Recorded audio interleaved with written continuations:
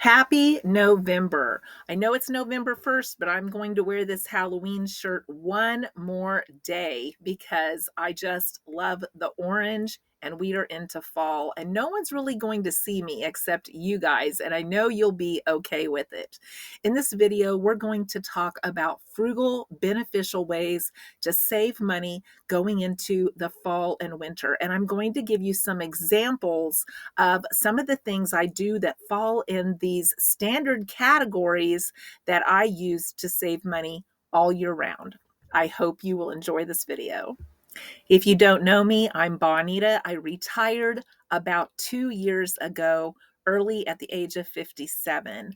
I love saving money, and saving money helped me be able to retire early, and I continue to live frugally so I can travel and do the things that I want to do. And I share those tips and those travels and all of those fun things with you. So today we are going to talk about ways to save money all year round, but especially in the fall and winter. I really hunker down because I know there are more costs. There's more costs with heating, there's more costs with holidays, and so saving money is even more beneficial right now, and I don't want to squander anything. One of the first things that I do is I like to elevate my frugal savings. Now, what do I mean by that? What I mean by that is I like to take everyday, ordinary things and elevate them so that I don't feel like I'm missing out on anything. So I'm getting to try new things. So there's some excitement and some fun in the creativity that I'm using. And I'm going to show you today one of the recipes that I made. And I only spent 50 more cents to elevate this recipe to make it fun to make and fun to eat, and a good little conversation piece at dinner for my husband and I. I hope you enjoy this recipe. Today, we are going to elevate the ordinary in making some hobo dinners. I have some marked down hamburger patties. I am going to add some potato, and I bought some organic colored carrots that were only an extra quarter per pound. So we're going to use some purple ones and some white ones and just a couple of orange in this recipe to make it special. I've been wanting to try the colored carrots for a while, so I thought this would be fun. I just start out with 4 pieces of foil. I don't use foil very often, and then I put down the hamburger patties. I salt them really, really well. I'm adding some frozen onion that I had chopped up in my freezer, and then I'm just going to layer on the different vegetables. And then I like to salt the vegetables again on top. You can use different seasonings if you would like. You can use different vegetables if you have different preferences, but it's a very simple, easy recipe, and using the colored carrots just made it fun. We didn't think that they had much of a different flavor, but it was still fun to try something new. And I am going to wrap them up tightly and put them in a cake pan. I cooked these for about an hour at 400 in my little turkey roaster outside on my table until the hamburgers and the vegetables were done. You may have noticed the price on that markdown hamburger. I can't find it that cheap anymore. I bought that for $3.68, and the last time I saw it on markdown, it was $5.05 on markdown. That was quite a big jump. The second thing that I like to do is if I find random things around my house, I like to figure out different uses for them. Now, sometimes we can find out different uses for them, and sometimes they sit there for a while before we figure out what to do with them. Now, if you've watched me for a while, you know my husband and I owned 2 rural grocery stores, and we ran them for 7.5 years. And when we sold the stores, we had some items left over because the new owners wanted to have their own products. One of the things that I ended up with that I never did anything with was these Polydent denture tabs. Now, my in-laws don't have dentures, and yes, I could have donated them, but I didn't think about it, and they've sat here for a while, and I thought, what can I do with these things? Well, I just Googled it online. You can use them to get coffee stains out of your mugs, which makes sense because they're made to get stains off of teeth. You can put them also in your crock pot to get stains out of your crock pot. You can throw them in your toilet bowl to get stains out of your toilet bowl. So these are not going to go to waste or sit around here anymore. I am going to use these up. And then this summer, I had some bug bites, I had some tick bites, and it seemed like the anti itch cream wasn't really working. But I had some tea tree oil, and tea tree oil, the essential oil, it works wonders. I just dabbed a little bit of that on my bites, and the itch went away so I could sleep at night. Now, sometimes these natural remedies or these remedies of things that you have around your house that are just sitting there, they can be used for things rather than going out and purchasing something to do it. So now I don't need to buy something to clean my toilet. I don't need to buy any ointment for my itches because I had some things I could use for different uses. I also always try to figure out if it's something that I can make on my own rather than buying. Sometimes our first instinct is to go out and buy something that we know that we need because we know we can find it and we know it's exactly what we need. But sometimes if we just look around, we can figure out a great way to make our own. Now, I needed some little bottoms to go underneath my plants when I bring them in the winter. And I looked at the store, and bottoms that are just clear that go under your plants are anywhere from $2 to $3. So let me show you what I came up with. I love antique stuff. Some of you already know that. And I combined making my own with some old antique items that I had, and I'm going to make it work, and I'm going to love it even more than purchasing those little trays. This little antique wash tub was my baby bathtub when I was young, and I am almost 60 years old. Now, it has a few rusted holes in the bottom, but that's not going to stop me from using it. My husband uses distilled water in his CPAP at night. We had some empty jugs that we saved, and he just cut off the bottoms for me. They're perfectly clear, and they will hold my pepper plants to come inside with some style this winter.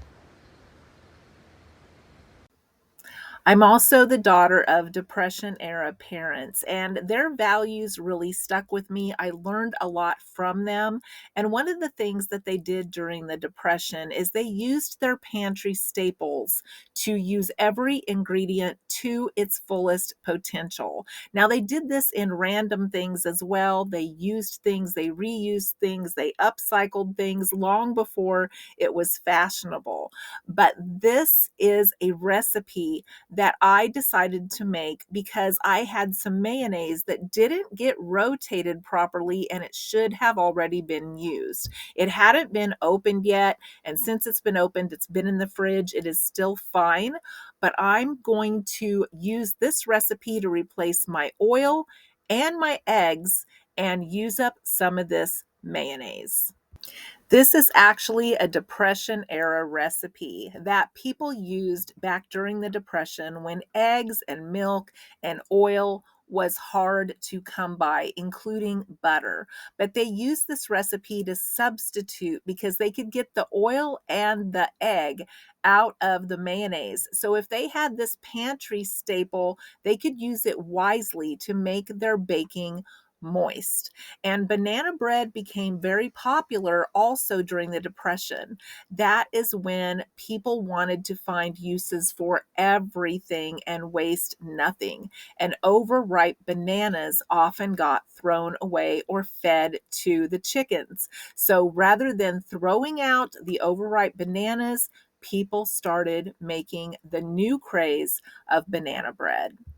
This recipe can be found in my second cookbook, 50 More Frugal Recipes When Cooking on a Budget, and it is for banana mayonnaise muffins, but we're going to make it into a loaf today.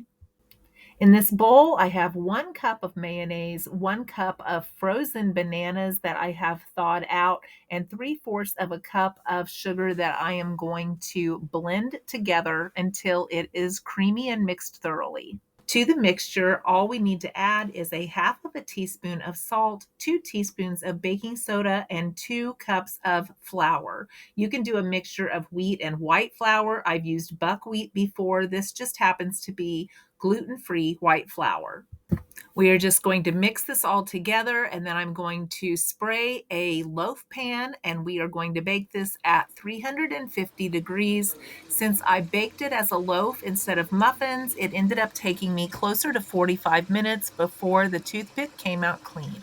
And of course, I love adding cinnamon to almost anything that I make, and it made the loaf look a little bit darker than it normally would, but it will add a delicious spice to the banana loaf. And this is what it looks like. Very delicious, very deep banana flavor. You can see it in there by the color. I have been challenging myself over this past year to try to use up some of the things in my pantry and in my freezer. And I'm continuing to do that to save money. We already have these items stored. We have more than we need right now. And the best way to be able to save this fall and winter is to get creative with some of the things in my pantry. So often we buy things and then we store them, and either they get pushed to the back or we don't end up using them. And that money has already been spent. And I know I'm not telling you anything that you don't know, but if you haven't taken a look in your pantry or your freezer lately, that's a great way to save some money. And then when I'm getting ready to use up some of these random items, then I like to look for ways to substitute if I don't have what I need. Honey is one of those things that's really expensive. I do have a little bit, but I don't have a lot, and replacing it costs quite a bit. And we don't go through it very fast. So, what I do instead is I just substitute. When it calls for honey, I pull out my light maple syrup and I use that instead. It gives the items a small, light maple flavor, and it actually is very delicious. And I feel like it's a stronger flavor than the honey. I have shared my dandelion bread recipe with you before. I make it gluten-free, picking dandelions from the yard.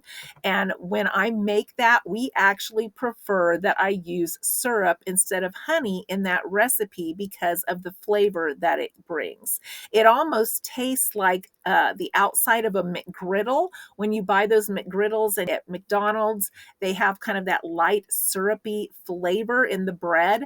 It is so delicious, so moist, and much better than a McGriddle. Let me know in the comments below, what is something you have substituted lately that maybe was so good that it's just going to be a permanent substitute for you? That's pretty much what syrup has become for me. It is a permanent substitute for honey. It's so much cheaper. I usually use the light kind because it still has the great flavor and less sugar. And I love the flavor that it brings to my recipes that call for honey. Now I'm going to give you some very old substitutions that you can do for some items that we use all the time. I have a very old card from a Better Homes and Garden booklet, and it is in my recipe book, and I pull it out. So I'm going to share some of those subs with you if you want to grab a pen and paper. If you are out of chili powder, use a dash of bottled hot peppered sauce plus equal measures of ground oregano and cumin.